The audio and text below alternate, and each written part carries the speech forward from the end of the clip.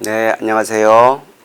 오늘은 게임화 성공 사례 중에서도 관광 분야의 게임화 성공 사례에 대해서 말씀드리려고 합니다. 제가 예전에 이제 연구 논문을 써서 발표한 적이 있긴 한데 해외 박물관 사례를 중심으로 한번 살펴봤습니다. 한국에도 물론 이런 이제 사례들이 많이 생겨나고 있고요. 제가 해외에 박물관에 갔을 때 와, 이렇게 재밌는 것을 박물관에 도입해서 박물관도 게임화가 되고 있구나, 이런 사례들을 직접 관찰하고 사진 찍고 분석해 온 것을 중심으로 한번 분석을 한번 해봤습니다. 여러분 잘 아시겠지만 게임화는 게임적 사고와 게임 메커닉을 게임이 아닌 맥락에 적용해서 참여를 유도하고 활동에 몰입시킨다는 의미로 마케팅, 교육, 관광, 관광관리 분야 등에서 광범위하게 잘 적용되고 있고요. 특히 관광에서도 많이 활용되고 있는데, 관광 중에서도 이제 박물관도 이제 관광을 하기 때문에 박물관 사례로 한번 적어봤고요. 본 연구 과제는 재미 요소가 조금 부족하다고 느껴지는 박물관에서 게임화 메커닉을 이용해서 참여와 재미를 성공적으로 이끌어내고 있는 해외의 게임화 성공 사례에 대해서 말씀드리려고 합니다. 이런 이제 분석 또는 사례 연구가 한국에서 박물관의 게임화 계획에 좀 도움을 주고 궁극적으로는 한국 관광의 활성화에도 도움을 주도록 하는 것이 목적이었습니다. 자, 그럼 한번 살펴보시겠습니다. 자, 우선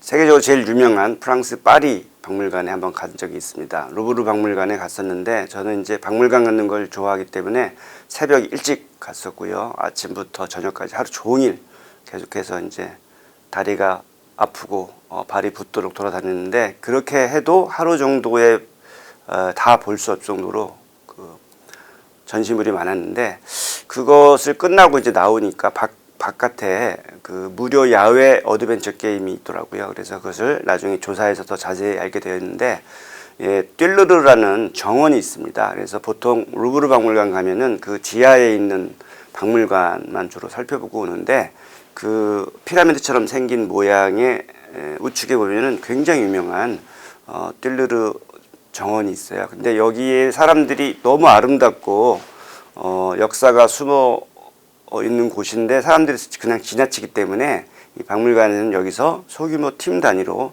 탐험형 게임을 만들었다고 합니다. 그래서 미션은 뭐냐면 박물관의 경치 좋은 정원 주변을 탐험하고 비밀을 찾아내는 것이에요. 그래서 비밀이 있다 그러면 약간 미스테리어스하고 좀 신비롭기 때문에 사람들이 이 종이를 가지고 다니면서 보물을 하나씩 둘씩 이렇게 찾아내는 겁니다. 찾아다니면서 재미를 느끼는 것인데, 이 난이도도 다양해가지고 모든 연령대 방문객들이 이 신비한 보물을 찾는 과정에서 술기를 즐기고 풀 수 있게 해주었고, 또 이러한 재미있는, 그다음에 몰입, 그다음에 신비한 경험 때문에 오히려 이 사람들이 루브르 박물관보다 더 이 띨르르 정원에 대해서 또는 프랑스의 역사에 대해서 더 잘 알게 되었다고 합니다. 물론 이제 프랑스의 루브르 박물관은 안에 들어가면은 닌텐도에서 만든 닌텐도 NDS보다 예전 버전을 주는데, 게임기로 만들었지만 지금 게임기가 아니고요. 그 박물관에 이제 전시물을 갖다 안내하는 1번 누르면 이제 설명이 나오고 그런 걸 우측 카드에 있는데, 게임기로 이것을 완전히 바꿀 정도로 게임에 대해서 친화적이고 굉장히 긍정적으로 잘 활용하고 있는 것 같아서 매우 좋았습니다.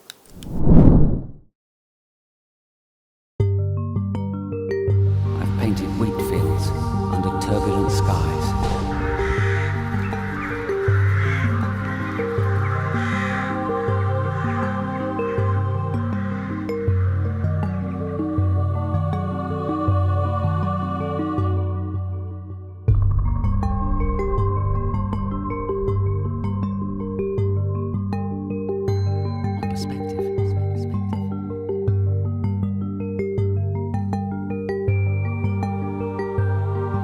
Immersing myself in painting. It's in my very marrow.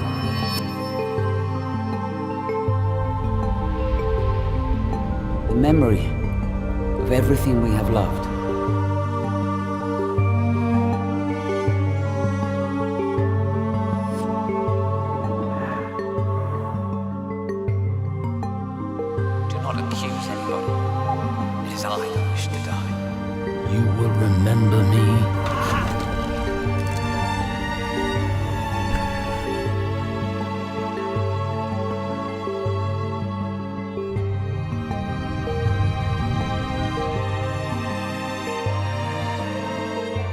want to reach the point where people say, that man feels deeply.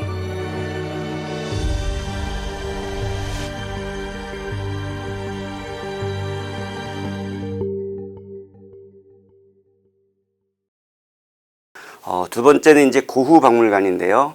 그 고흐 박물관이 이제 맨 처음 갔을 때는 사실은 이제 3D로 만든 영상 뭐 이런 것들만 있었는데 두 번째 방문했을 때 보니까는 이제 그 예술가의 부활이라는 주제로 이 빈센트 반 고흐의 미술을 갖다가 성우가 읽어주고 스토리텔링을 하는 거죠. 그래서 예술가와 개인적인 관계를 형성하게 해줬다고 합니다. 그래서 제가 느끼기에는 반 고흐의 일생을 이렇게 일기처럼 또 영상으로 들려주고 음성으로 들려주니까 좀 더 친근하게 느꼈다고 할까 그런 게 있었고요.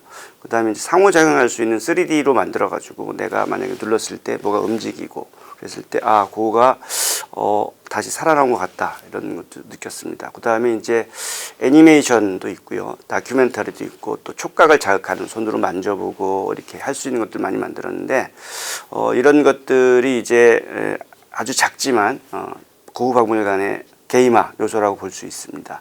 그런데 이제 네덜란드 반 고흐 박물관 또는 미술관은 이제 그 작품들을 주로 전시하는 거에 반해서 미국에서 전시할 때는 그러면 좀 더 첨단 기술을 응용해서 하자라고 해서 지금 화면에 볼 수 있듯이 별이 빛나는 밤에라는 것을 갖다가 미디어 파사드를 이용해서 기법을 이용해서 마치 내가 고흐의 그림 속에 들어가 있는 듯한 이런 느낌을 주는 거죠.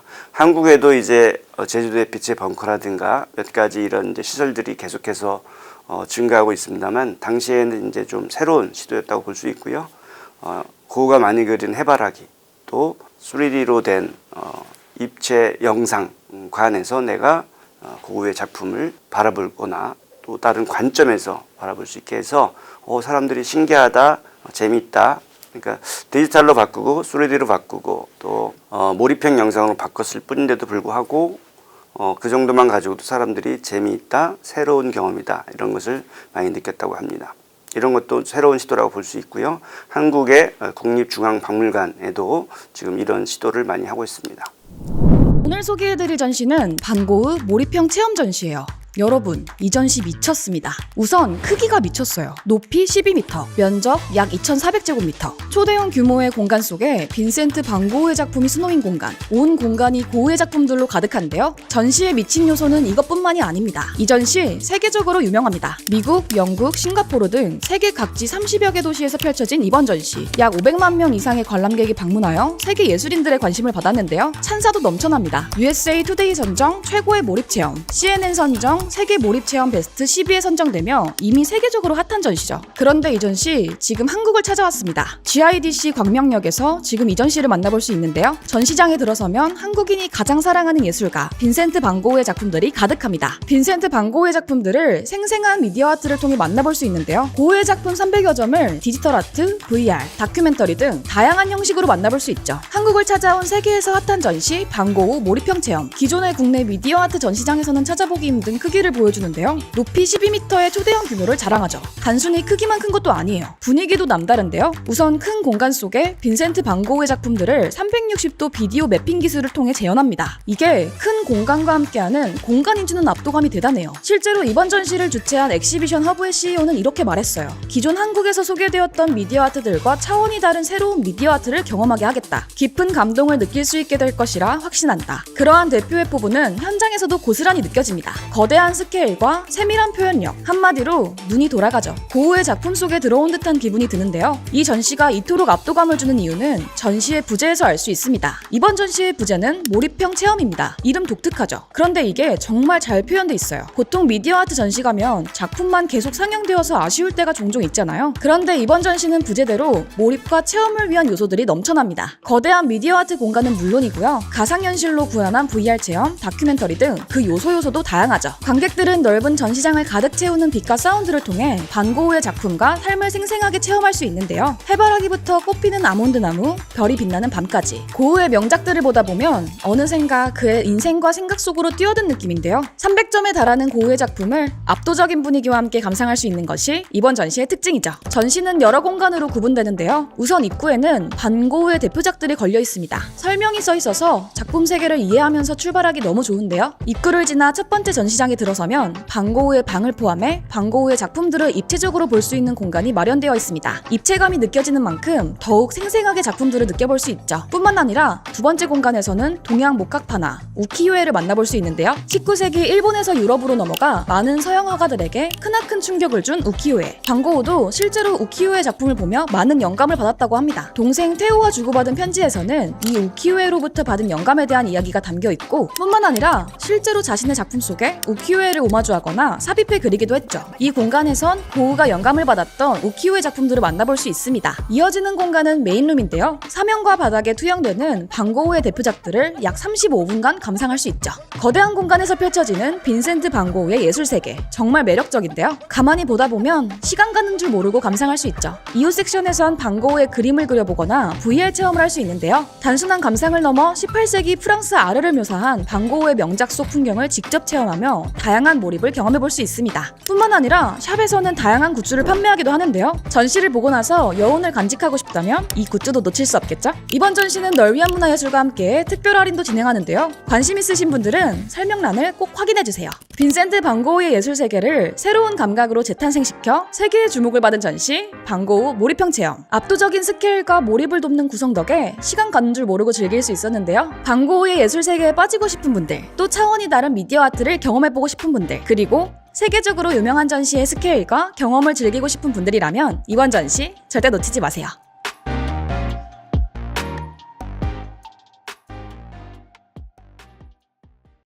그다음에 이제 세 번째로는 캐나다의 디펜벙크 박물관입니다. 디펜벙크. 캐나다의 오타와에 있다고 하는데 여기는 제가 못 가봤는데, 디펜벙커 박물관은 이제 굉장히 성공적인 사례로 많이 나오고 있는데, 이 박물관은 뭐냐면 핵폭탄이 터졌을 때 어떻게 될까 완전히 폐허가 되고 또 지하 벙커 시설로 다 숨어들어서 거기에서 우리가 이제 굉장히 오랫동안 숨어서 지내야 되는 그 시설인데, 뭐 굉장히 좋은 시도였지만 이런 박물관에 뭐 볼거리도 없고 하니까 황폐하니까 잘 보러 가지 않았죠. 그래서 이 박물관에 있는 이제 학예사들, 그다음에 박물관에 있는 관계자들이 우리가 좀 아이디어를 내서 우리 박물관을 많이 오게 해서 이 핵 전쟁의 위험을 알리면 좋겠는데 어떤 방법이 있을까 이렇게 했는데, 한국에서의 이제 방탈출 같은 개념으로 이 박물관 전체를 방탈출로 만든 거예요. 시작하자마자 60분 남았습니다. 이렇게 해가지고 이제 긴장감을 주는 거죠. 보통 게임에서도 이 타임 리미트, 시간 제한을 줌으로써 사람을 긴박하게 하고 서바이벌 해야 되겠다, 내가 생존해야 되겠다, 이런 느낌을 많이 갖게 되는데, 들어오자마자 이제 60분 남았다, 여러분들은 여기서 탈출해야 됩니다, 이런 메시지가 나오고 A 코스로 이동, 그리고 또 B 코스로 이동, 그다음에 C 통로로 이동, 이렇게 해서 막 뛰어다 보니까 1시간 안에 그 벙커를 다 돌아보게 됐는데, 그랬더니 핵폭탄이 터졌을 때 우리가 어떻게 해야 되고, 이런 비참한 시절을 지내야 되고, 이런 것들을 느낄 수 있게 되는데, 그것만으로도 충분히 이렇게 내가 간접적으로 핵 전쟁은 위험한 것이구나, 이거를 알 수 있게 됐다는 것이고, 자연스럽게 교육하는 효과가 있었다는 것입니다. 그래서 여기에서는 미스테리어스한 스토리텔링, 그 다음에 참여하게 하는 것, 그 다음에 재미를 주는 것, 그래서 박물관 전체를 방탈출 게임으로 만들었다는 점에서 굉장히 성공적인 사례라고 볼 수 있습니다. So for those who don't understand escape rooms, essentially what we do is we lock people up in a room, and this is beyond an escape room. This is an escape experience. You're going to be multiple rooms. You're going to be solving clue sets, solving puzzles, and ultimately a challenge to escape the Diefenbunker. We're one of Ottawa's community museums, and as a community museum, we really like to bring out the creativity in our community. So being able to work with a content provider like Escape Manor, they're extremely creative and they love the bunker as much as we do. So it just seemed like an awesome combination to do something new and different. And we've got this amazing facility, and Escape Manor has an amazing program. So it was a mutual thing. We wanted to work together, and it just happened so quickly. I've heard already doing zombie tours and things like that. I keep hearing people say, oh, they should do an escape manor. And we're like, we just can't tell you. So when we've got thousands of people coming up for those kinds of tours, I'm quite positive that we'll get thousands more to do this experience. The idea of going into lockdown in the Diefenbunker and having to figure your way out, to me, is a very exciting one. You can get lost in here on your own, even if you didn't have a clue set to get out. We've been working here, putting the clues in place and brainstorming everything. And I myself have been here a dozen times, and I still have a hard time getting out. So this is going to be an absolute organic, natural setting for an escape room, and this is going to be huge. This is going to be the world's largest escape room out there, and it's going to be something for everybody to sink their teeth into. 그래서 여기 나오는 이제 좀비들이 있는데 이 좀비들은 배우가 아니고 그냥 박물관 직원이라고 합니다. 그러니까 박물관 직원들이 직접 자기가 노력을 해서 관객들을 더 재미있고 몰입시킬 수 있도록 노력하는 모습이 돋보입니다. 그 다음에 네 번째는 스웨덴 웨스테르순도의 잠틀리 박물관이에요. 이 박물관은 이제 주로 야외에서 이루어지는데 이 박물관에는 스토리텔링 그리고 역할극을 이용해서 스웨덴의 민속 역사를 발견하게 하는 겁니다. 그 스웨덴은 주로 이제 다른 나라들이 많이 가서 관광을 하는 나라가 아니기 때문에 이 스웨덴도 역사가 되게 깊고 유럽에서는 굉장히 유명한 왕족들이 살았던 데이기 때문에 자기의 역사를 좀 알리고 싶은데 사람들이 좀 프랑스라든가 뭐 영국, 독일이라든가 굉장히 강력한 그 경쟁국들이 있기 때문에 알리기 어려웠다고 합니다. 그래서 이 사람들은 이 현장에 오면은 이제 옷을 갈아입고 그 과거의 시대로 돌아가서 그 시대에 어떤 민속극을 하고 놀았는지 또 어떤 일을 했는지 그것을 직접 체험하게 해주는데요.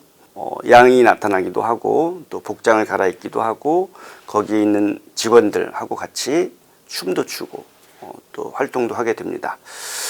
일단 들어가자마자 잠틀리 시간 여권을 받습니다. 시간 여행하는 시간 여권을 받고 과거로 시간을 이동하게 되죠. 근데 여기에서 특징인 것은 이제 굉장히 많은 곳에서 디지털 기술을 사용하죠. 뭐 스마트폰을 이용한다든가, 뭐 VR 이용한다든가, 또는 뭐 QR 코드를 이용하는데 여기에는 그 아날로그로만 되어 있는데도 불구하고 굉장히 재밌게 잘 만들어져 있어서 몰입감을 줄 수 있다고 합니다. 자, 그 다음에 이제 복권에 당첨되기 위해서는 5개 기간의 우표를 수집해야 돼요. 이게 우리나라에 있는 이제 스탬프 찍기 이런 이제 미션이나 마찬가지인데 이 5개 기간, 이제 1개 기간, 2개 기간, 3개 기간이 계속 과거로 갈 수가 있는데 과거에 5개 기간을 갖다 다 여행을 하면은 우표를 모집하는 거고요. 우표를 5개 모은 다음에 이제 내가 복권에 당첨될 수 있는 그런 게이미피케이션 기법을 사용하고 있습니다. 자, 우표를 얻기 위해서는 일단 이 활동에 참여해야 되고요. 역사적인 사건이 있는데 전통 의상은 있고 그 사건에 우리가 직접 참여해서 어떤 사건이 일어났는지 각자의 역할을 하게 되는 것입니다. 자, 그리고 이 여권은 집에 갈 때 가져갈 수 있는데 여권에다 이제 도장을 찍는 거예요, 스탬프를.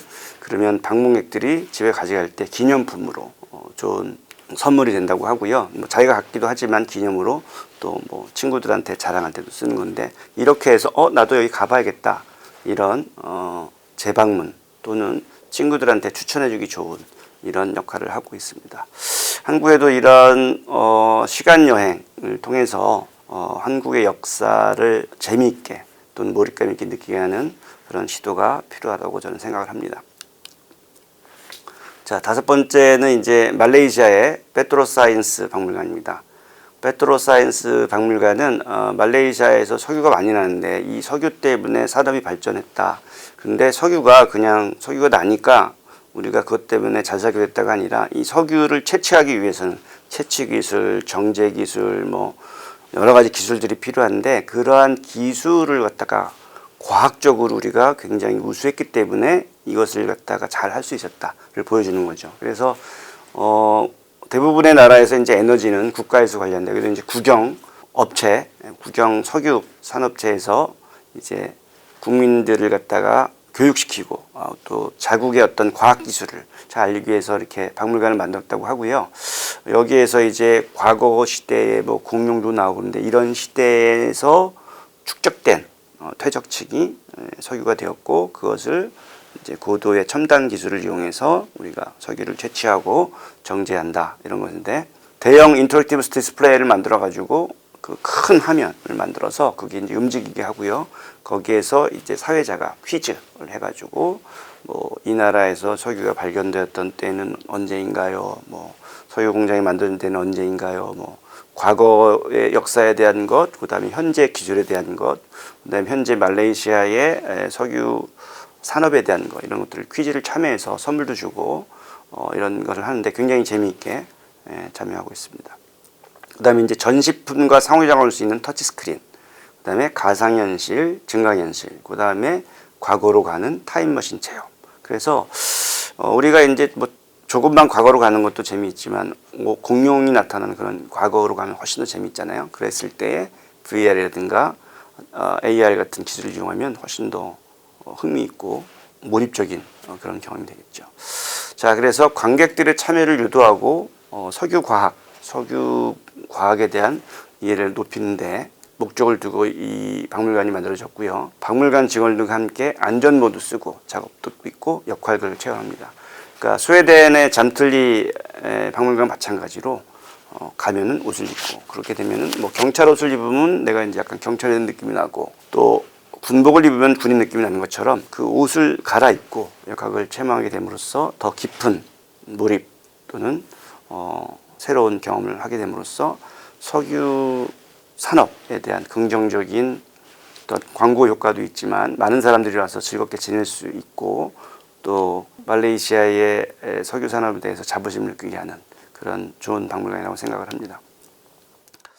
자, 그다음에 이제 마지막 6번째 사례로 영국의 에딘버러 국립박물관이 있습니다. 이건 스코틀랜드에 있는데 이 국립박물관에는 이제 뭐 이집트 피라미드에서 가져온 여러 가지 유물들이 있어요. 물론 이제 자기네 나라 건 아니고 이집트에서 가져온 것들인데 어쨌든 영국의 대형 박물관 루브르의 박물관에도 이집트 유적이 굉장히 많이 있습니다. 사실은 제가 제3국에 있는 사람으로서 볼 때는 왜 남의 나라 유물을 저렇게 많이 가져왔지? 이거는 착취 아닌가? 막 이런 생각을 했는데 프랑스라든가 영국 같은 경우는 이런 변명을 하더라고요. 만약에 이집트에 그대로 이 유물을 뒀으면 다 손상됐을 것이다. 하지만 우리가 고도의 기술을 가지고 잘 보존하고 유지해서 지금까지 전 세계 많은 사람들이 이걸 볼 수 있다라고는 하는데 어쨌든 굉장히 중요한 유물들은 저는 본국에 돌려줬으면 좋겠습니다. 일본이 뺏어간 한국의 귀중한 유물들도 한국에 좀 돌려줬으면 좋겠습니다. 자, 여기에서는 이제 박물관에 가기 전에 선생님들이 이제 다음 주에 우리가 이 박물관에 갈 거야. 이 박물관에는 이런 것들이 있어. 고대 이집트 유적이 있고 또 여러 가지 유물들이 있는데 그것을 미리미리 게임을 통해서 배우게 해줄 수 있는 거예요. 그러면 이 박물관 홈페이지에 가면은 이 피라미드 게임이 그 당시에 보니 지금은 몇 개인지 모르겠는데 제가 처음 봤을 때 보니까 8개 정도 있더라고요. 그 중에서 대표적인 걸 제가 이제 가져왔는데 이 게임을 누르면 다운로드 받을 수 있습니다. 다운로드 받아서 게임을 하면은 그 당시에 피라미드를 어떻게 지었는지를 아주 간단한 게임인데 초등학생들이 그냥 쉽게 즐기게 할 수 있어요. 그 다음에 그 시대에 어떤 미생물들이 살았기 때문에 이런 변화가 있었는지 이런 것들을 알 수가 있습니다. 그래서 학생들이 교실에서 선생님들이 다음 주에 또는 이제 조만간 우리가 그쪽 견학을 갈 것인데 게임을 해보자 라고 하면은 학생들이 게임을 하면서 와 가보고 싶다 이렇게 느끼게 되어 있어요. 저도 해보니까 직접 가서 보고 싶다라는 게 느꼈는데 사전 학습 또는 예습 이런 개념으로 이것을 만들었고요. 국립박물관에 학생들이 잘 오지 않았고 재미없어 했는데 이런 것으로 교사들한테 이렇게 교환을 제공하니까 학생들한테 더 재밌게 하고 학생들이 왔을 때도 더 몰입해서 볼 수 있었다고 합니다. 자, 따라서 이 온라인 형식의 게임은 방문객들이 방문 전에 박물관에 이미 참여할 수 있도록 또 관심을 가질 수 있도록 하고요. 방문 후에 다시 한번 해볼 수 있도록 그래서 신기하네 이게 이거였지라고 해서 복습도 할 수 있도록 만드는 것이죠. 몇몇 게임들은 박물관 안에서도 직접 플레이할 수 있다고 합니다. 자, 그래서 여기는 게임 기반 학습과 교육 이것을 가지고 이렇게 합쳐가지고 박물관의 게임화를 한 성공적인 사례라고 볼 수 있습니다. 여기서 굉장히 큰 장점은 교사용 매뉴얼을 제공한다는 것입니다. 홈페이지에 가면 교사용 매뉴얼이 있는데 교사들이 뭐 굉장히 준비를 많이 하고 많은 것에 대해서 다 알 수 있을 거라고 생각하지만 게임에 대해서는 약간 두려운 감이 있거든요. 그랬을 때 교사용 매뉴얼을 보고 이걸 가지고 어떻게 가르치면 되겠구나 이런 인스트럭션, 지침을 주면 교사들이 수업 시간에 잘 활용할 수 있다는 것이죠. 한국에도 이제 박물관의 이런 사례들, 뭐 디지털 헤리티지, 뭐 VR, AR, 그다음에 게임화들이 조금씩 도입되고 있는데 중요한 것은 교사들 쉽게 접근할 수 있도록 교사용 매뉴얼을 제공하고 수업 전에 그러니까 체험학습 전에 교실에서 할 수 있는 것, 체험학습 후에 교실에서 할 수 있는 활동들을 잘 정리해주고 시간이라든가 어떻게 가르쳐야 된다는 것을 알려주는 교사용 매뉴얼이 있다면 훨씬 더 성공적일 것 같습니다. 네, 지금까지 해외의 박물관 게임화 성공 사례를 살펴봤는데요. 이 6개의 해외 박물관 게임화 사례를 갖다가 한번 포지셔닝 한번 해봤습니다. 그래서 좌측은 게임화 요소의 일부분만 활용을 한 것이고 우측은 게임화 요소를 전체 다 사용한 것인데요. 그 스코틀랜드 에딘버러 박물관은 완전한 게임이죠. 미니 게임이긴 하지만 그래서 게임 요소를 완전히 갖출 수 있다고 할 수 있고요. 또 디지털이죠. 스코틀랜드의 에딘버러 박물관의 미니 게임들은 반면에 이제 루브르 박물관이라든가 그다음에 스웨덴의 잠틀리 박물관은 아날로그 형식으로 손으로 메모하고 옷을 입고 우표를 모으고 이런 아날로그 방식이지만 전체에서 게임 방식을 잘 썼다 보이고요. 캐나다의 디펜벙커 박물관도 넌 디지털이지만 재미있는 방탈출 방식을 이용했기 때문에 굉장히 성공적이었다고 생각을 합니다. 반면에 이제 네덜란드의 반고 박물관이라든가 말레이시아의 페트로사이언스 박물관은 AR, VR 또는 이제 실감 미디어 기술을 이용해서 일부를 보여주기도 하고 그것 때문에 사람들이 신기해하는 이런 게임화의 일부 요소만 썼을 뿐인데도 불구하고 굉장히 재미있고 신기한 경험을 하게 만들어서 많은 방문객들을 갖다가 더 재미있게 참여하게 하고 또 몰입할 수 있게 하는 그런 좋은 요소가 됐다고 생각을 합니다. 이거 해외 박물관의 게임화 활용 요소를 갖다가 이제 제가 한번 비교 분석해 봤는데요. 영국, 뭐 프랑스, 그다음에 뭐 네덜란드 등 많은 박물관에서 게임화 요소를 사용하고 있다 보고요. 이 게임화 요소를 잘 사용하고 있지만 디지털이냐 디지털이지 않은가 아날로그냐는 그렇게 중요하지 않다. 어떤 경험을 할 것인가 그 경험이 풍부하고 또 와 내가 진짜 과거 돌아간 것 같아 이런 느낌을 준다면 이 사람들의 관광객들이 이 유물 또는 이 굉장히 좋은 장소 박물관에 와서 굉장히 인상적으로 생각을 할 것이고 그 굉장히 좋은 추억 또는 기억이 남겠죠. 그 좋은 추억과 기억은 만족도를 높일 것이고 이 만족도가 높다면 내가 다시 방문하고 싶어 또는 친구한테 추천해주고 싶어 우리 가족한테 추천해 싶어 이렇게 되겠죠. 그래서 박물관이 계속해서 성공할 수 있을 거라고 생각을 합니다. 자, 그래서 게임화 요소를 많이 활용했다는 것이 게임화의 성공 사례라고 할 수는 없고 작게 사용하더라도 얼마나 몰입하게 하고 참여하게 했느냐가 중요하다고 볼 수 있고요. 관광 게임화의 가장 중요한 것은 디지털이냐 디지털이 아니냐가 현장의 맥락을 충분히 이해하고 관람객의 니즈 또 성향을 파악해서 그들에게 적합한 게임적 요소를 결합해서 그들한테 기분 좋은 만족스러운 경험을 주는 거라고 생각합니다. 뭐 박물관뿐 아니라 여러분들이 이 게임화 요소를 갖다가 뭐 교육에도 많이 사용할 수가 있는데 이렇게 재미있는 방식으로 학습을 한다면 여러분들의 성적도 금세 올라갈 것이라고 생각합니다. 자, 오늘 강연 이걸로 마치도록 하겠습니다. 감사합니다.